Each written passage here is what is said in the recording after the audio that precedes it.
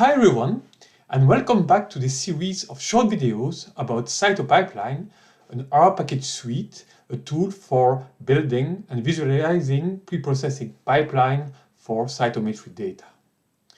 In the current video, we're going to show how to specify or describe a pipeline using CytoPipeline. And this is actually done by creating a CytoPipeline object using a JSON file as an input. In order to illustrate the process of specifying or describing a pipeline within CytoPipeline, let's take an example pipeline. This example pipeline is very similar to the one that I described in a previous video, in the introduction video, where I gave a series of examples of different pre-processing steps. So if you're not familiar with this, please have a look at the first video. And on the right hand side of this slide, you can see the corresponding code that we built step by step. Only here I just reshuffled a bit the code, putting the scale transform statement here a bit above and adding an additional remove margin pre-processing step, which consists in eliminating the outliers. This is very handy if you want to have good quality data and necessary for the whole process. So on the left hand side of this slide, I represented schematically the workflow corresponding to the pipeline we want to run. And so each of these arrows correspond to a single step. I've named each of these rows with an arbitrary name chosen by myself. So flow frame underscore read is the first step. And this first step actually corresponds to this chunk of code, to the first statement on the right hand side. Then we have the remove margin step, which corresponds to this chunk of code, and so on and so on. So we have a remove doublet step, remove debris, a compensate, and a perform QC step. Again, those names have been allocated by myself because I decided the names myself.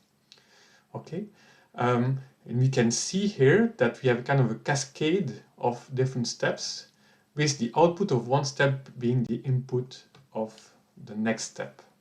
And this is also represented in the code because each time we have a step, we create an object which is ff, stored in the ff variable, which is the flow frame. And this flow frame that we created, we just provide as an input to the next step. So in fact, the ff parameter here is kind of always be there. And you will see that in the definition in CytoPipeline, this parameter in fact will become implicit. So actually, when we define a pipeline within CytoPipeline, we'll not write this code explicitly.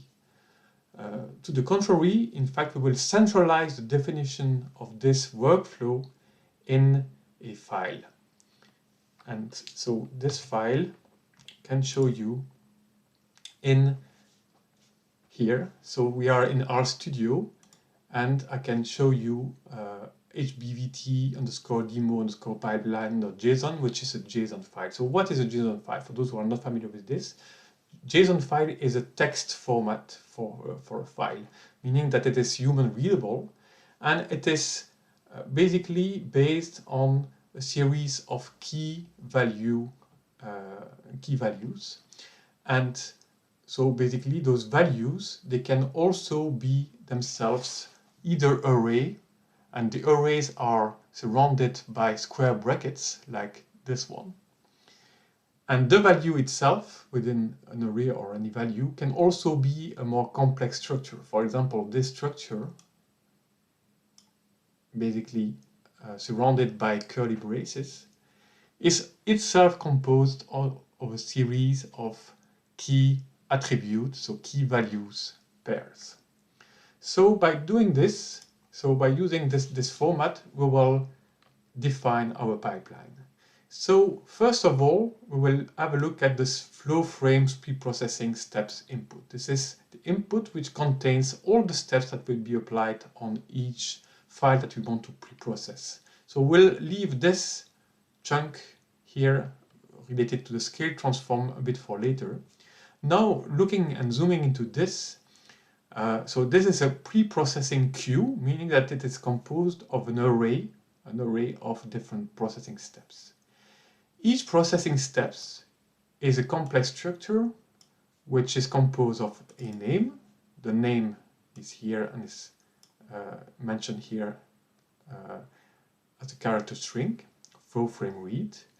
The name corresponds in fact to the name of the arrow that we shown just before in the workflow and decided by ourselves. And then this pre-processing step corresponds to applying a function which is called the read sample files, and this function takes itself arguments. And here we have two arguments. We have truncate max range and we have min limit.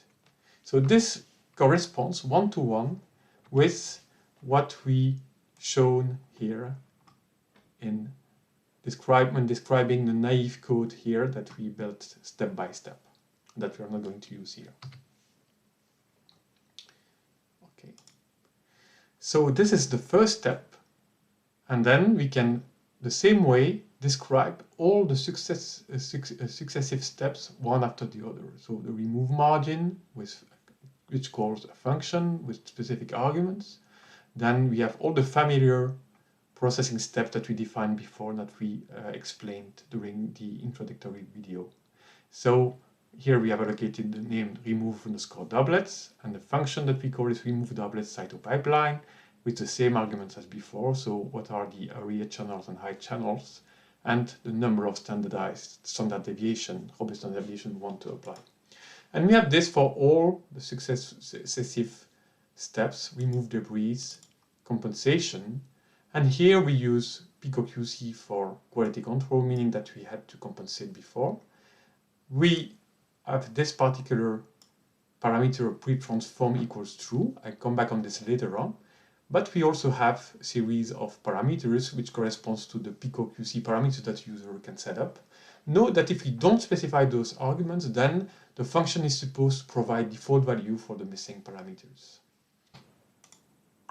And so this is how the pre-processing steps are defined.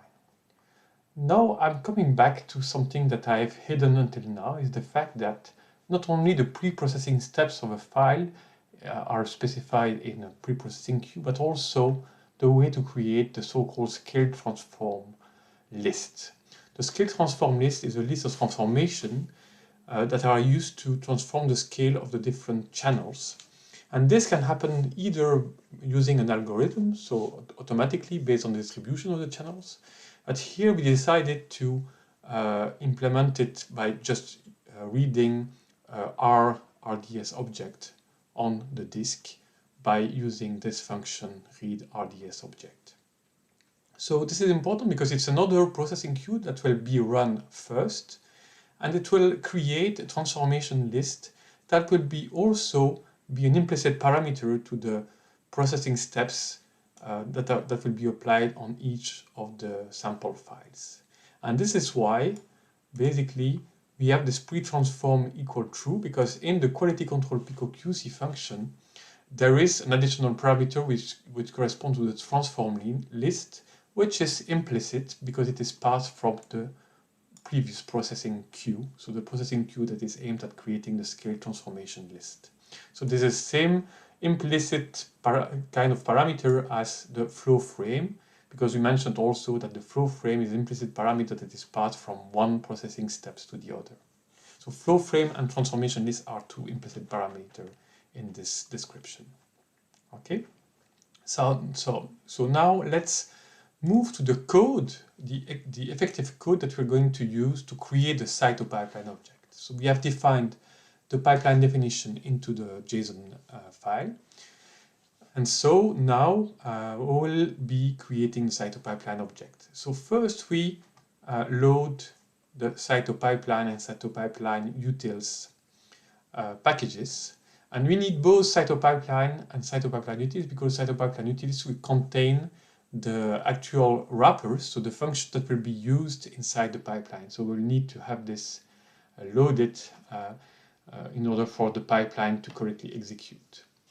Then we have a couple of statements that are just there to define where to find on the disk the different sample files. So raw data directory, and the samples that we will be reading are the two samples that we described in the previous video about the illustrating data sample.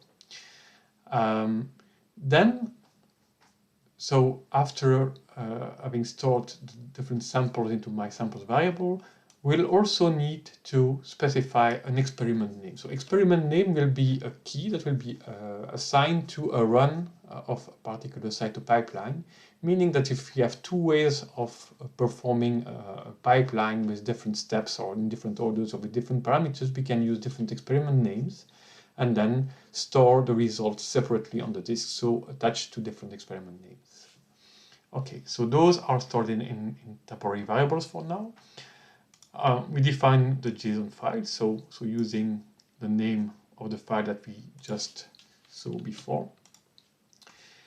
And now, time to create the CytoPipeline object. So this is done by passing as input the JSON file, specifying the experiment name and the sample files within the constructor of this CytoPipeline. So if we run this,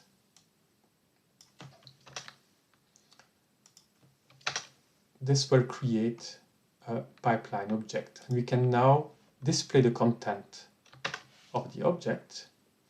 And what we will see is that the output shows basically pipeline object for flow cytometry experiment HBVT demo, which is the experiment name that we chose. Then specifying that we have two sample files, and then we can see the scale transformations evaluation queue. So there is only one processing step. It boils down to read the object on the disk, as mentioned before.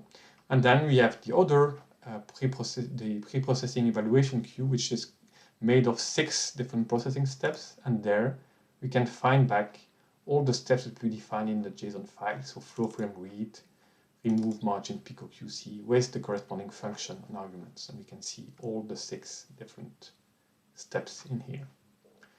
Now finally we can call this function from CytoPipeline package, which is plot CytoPipeline processing queue. And by specifying which queue we want to display, here we want to display the pre-processing queue, which is the more complex one, and basically defining which sample file we want to see. By applying this function, then we obtain this graph, basically, which shows the workflow of the different steps of the pipeline. Let's note that here we have additional color, orange color, just meaning that for the given sample file, the first sample file we only have 2 sample files, those steps are well defined but not yet run. We have found no results for this one. And this is it. In this video, we have shown how to define a pipeline using a JSON file as input, and how to create a CytoPipeline object and how to display its content. In the next video, we are going to run our pipeline and visualize the results.